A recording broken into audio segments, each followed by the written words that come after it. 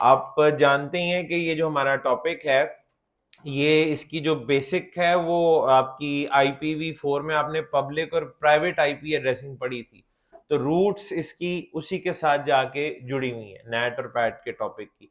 तो जरा उसको एक दफा मैं पूरा डायग्राम बना के आपको एक्सप्लेन करता हूं कि बात शुरू कहां से हुई थी, प्रॉब्लम एग्जैक्टली क्या है जिसका सोल्यूशन आज आप लोगों को मिलेगा। ठीक है जी।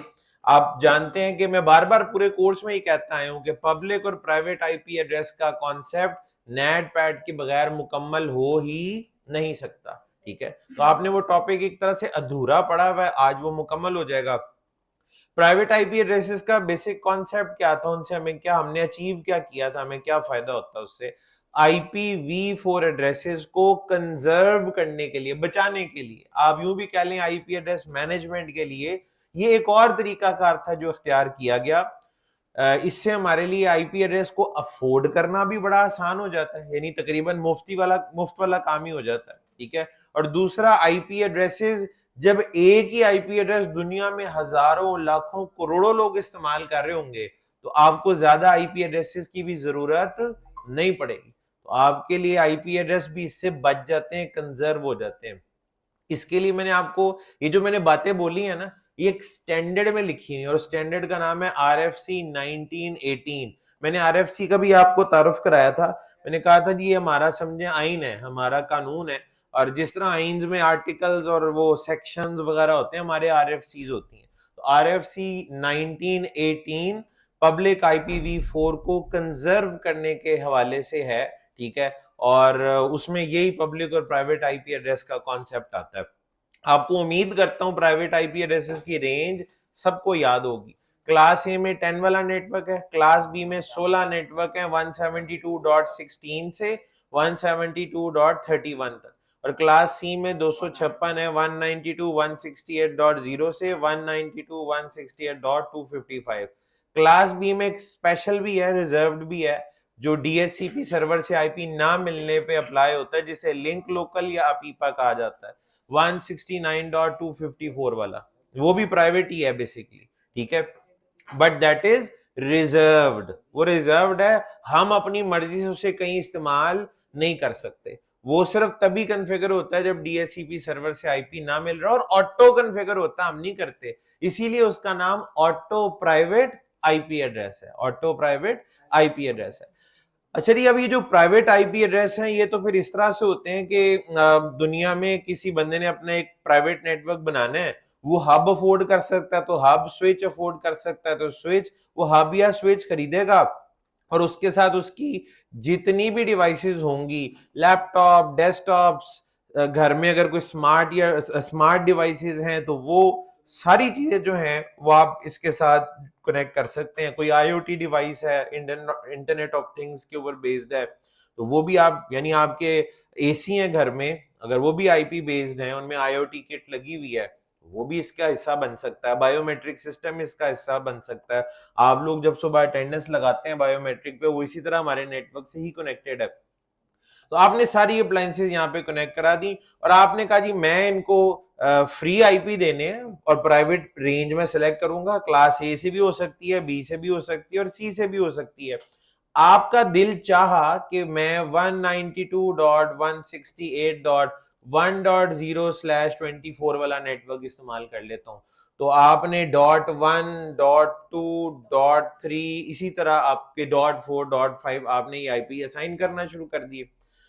सेम उसी वक्त दुनिया में हजारों, लाखों, करोड़ों दूसरे नेटवर्क का भी हो सकता है, यही दिल चाह रहा हो, और वो भी यही काम करें, सेम यही वाली एड्रेसिंग स्कीम और भी बहुत सारी जगहों पे हो सकता है इस्तेमाल हो रही हो, और लोगों ने भी यही सोचा हो कि हम भी 192.168.1.0/24 वाला ही नेटवर्क इस्तेमाल कर लेते हैं। भाई जब नेटवर्क सेम इस्तेमाल हो रहा होगा तो आईपी भी सेम इस्तेमाल हो रहे होंगे। मैंने सिंबॉलिकली यहाँ पे दो नेटवर्क बनाए हैं, इस तरह के 2 करोड़ भी हो सकते हैं, बात समझ में आ रही है? अच्छा, अब ये सब के सब इनको ऑनलाइन जब किया जाएगा, इन ब्रांचेस को इंटरनेट से जब कनेक्ट किया जाएगा, अपने अपने ISP की मदद से ये सब आ जाएंगे ओवर द इंटरनेट। ठीक है जी, इंटरनेट को हम शुरू से एक पब्लिक नेटवर्क के नाम से जानते हैं। इंटरनेट हमारा एक पब्लिक नेटवर्क है। पब्लिक नेटवर्क का ये मतलब ये होता है कि ये किसी एक की मलकियत नहीं है, सबका इसके ऊपर हक है, ये सबके लिए है, ठीक है।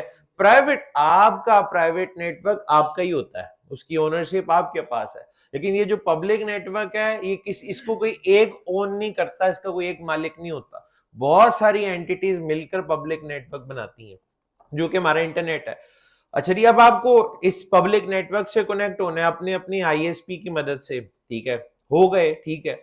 अच्छा, उसके बाद क्या होगा, इसी पब्लिक नेटवर्क के साथ फेसबुक भी है, यूट्यूब भी है, गूगल है, ठीक है, सब कुछ।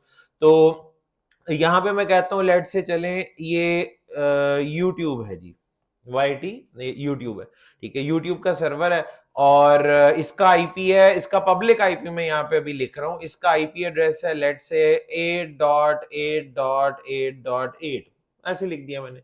यूट्यूब भी गूगल का ही है, ठीक है, तो ये भी गूगल का ही है, तो मैंने ये आईपी लिख दिया, मेरे ज़हन में ये वाला आईपी था, मैंने लिख दिया।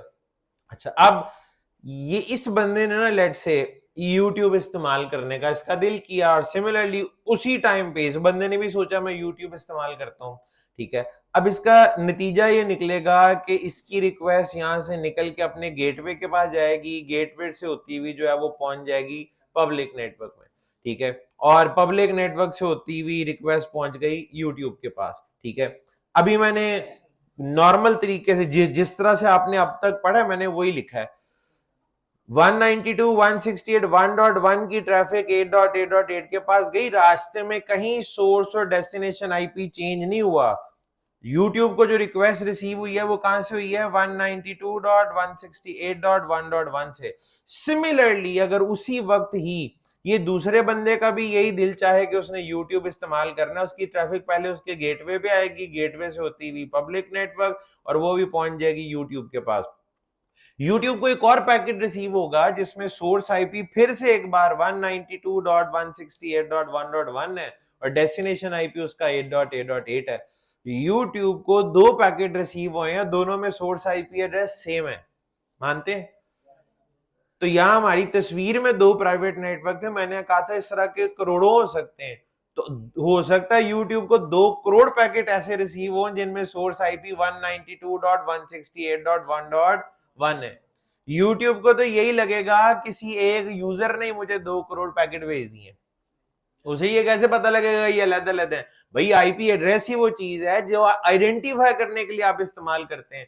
जब वही डुप्लीकेट होगा, जब वही सेम होगा, तो फिर बात तो नहीं बनेगी। यूट्यूब जो है वो कंफ्यूज हो जाएगा, और हो सकता है वो 2 करोड़ अलग यूजर्स का रिप्लाई किसी एक को ही भेज दे, हो सकता है इसका रिप्लाई इसको और इसका रिप्लाई इसको भेज दे।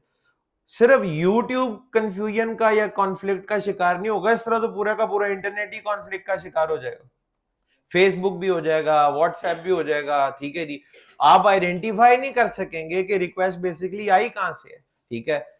पब्लिक प्राइवेट नेटवर्क का हमें फायदा, पब्लिक और प्राइवेट आईपी एड्रेसेस का डेफिनेटली हमें फायदा, अफोर्डेबिलिटी हो जाती है, आईपी सस्ते मुफ्त मिल जाते हैं। मैंने बताया प्राइवेट आईपी फ्री हैं, पब्लिक आईपी पैसों के आते हैं, उनके लिए पे करना पड़ता है, तो पैसे भी बच रहे हैं, आईपी एड्रेस बच रहे हैं, जो सबसे बड़ा फायदा है। लेकिन वो काम करेंगे तो फायदा है ना। जब इंटरनेट पे उन्होंने चलना ही नहीं है, काम ही नहीं आना, कम्युनिकेशन ही नहीं होनी, तो ऐसे आईपी का फायदा क्या हमें, ठीक है। अब अगला चैलेंज ये था कि इस कॉन्सेप्ट को प्रैक्टिकल बनाया जाए, इस कॉन्सेप्ट को प्रैक्टिकल बनाया जाए। इसको प्रैक्टिकल बनाने के लिए अब क्या किया गया, जो आपका डिफॉल्ट गेटवे है ना जी, जैसे कि यहाँ पे अब एक राउटर होगा ना, ठीक है, राउटर की एक साइड आपके प्राइवेट नेटवर्क से कनेक्ट होगी और दूसरी पब्लिक से, ठीक है। राउटर की एक फास्ट ईथरनेट 0/0 हमारे केस में वो प्राइवेट नेटवर्क से जुड़ी हुई है, और सीरियल इंटरफेस आपने समझे पब्लिक से जुड़ा हुआ है, ठीक है। तो ये लेट से प्राइवेट, और ये वाला इंटरफेस आपका पब्लिक होगा जो आपकी आईएसपी से कनेक्ट हो रहा है। जो आपका पब्लिक इंटरफेस है ना, उसके ऊपर आईपी असाइन होगा पब्लिक आईपी, जो कि आपका आईएसपी आपको असाइन करेगा। लेट से मैं कहता हूं वो 1.1.1.1 है, हम सब जानते हैं ये आईपी पब्लिक है।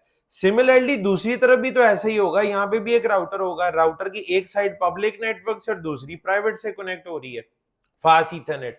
फास्ट ईथरनेट का जो आईपी है वो आपके प्राइवेट नेटवर्क का डिफॉल्ट गेटवे वाला आईपी भी होगा, ये आपको पता है, मैं कुछ नया नहीं बता रहा। या मैं कहता हूं जो आईपी एड्रेस है दैट इज 2.2.2.2 जो कि इस इंटरफेस पे असाइन कर दिया गया है। ये भी पब्लिक आईपी एड्रेस है क्योंकि प्राइवेट नहीं है इसलिए पब्लिक है, ठीक है। और ये आईपी कौन असाइन करेगा? आपका आईएसपी, और आपका आईएसपी आपसे इसके हर महीने पैसे चार्ज करता है। इसमें मेरी आपसे पहले भी बात हुई थी कि ये पब्लिक आईपी आप लोगों ने कभी खरीदा है या उसके पैसे दिए हैं, तो शायद इसका पता नहीं क्या आप लोगों की तरफ से, जो आप में से अक्सर ने कहा था नहीं, ठीक है। तो मैंने आपको ये कहा था ये पब्लिक आईपी कोई बेकरी से दर्जन अंडों की तरह नहीं मिलते, एक दर्जन आईपी दे दें या परचून की दुकान से नहीं मिल रहे होते, ठीक है। आप हर महीने अपने इंटरनेट का जो बिल पे करते हैं उसके अंदर आप एक पब्लिक आईपी की कीमत अदा कर रहे होते हैं, उसका किराया अदा कर रहे होते हैं, ठीक है जी। तो पब्लिक आईपी एड्रेस, अच्छा अब पब्लिक आईपी दो तरह का होता है, स्टैटिक भी होता है, डायनेमिक भी होता है।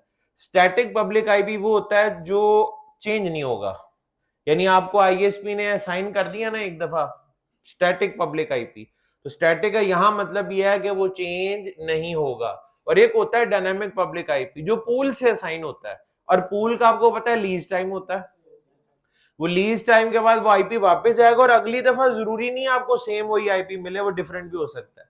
यानी अगर तो आपका पब्लिक आईपी डायनामिक है तो वो बदलता रहेगा, और अगर आपका पब्लिक आईपी स्टैटिक है तो वो फिर सेम रहेगा, वो चेंज नहीं होगा।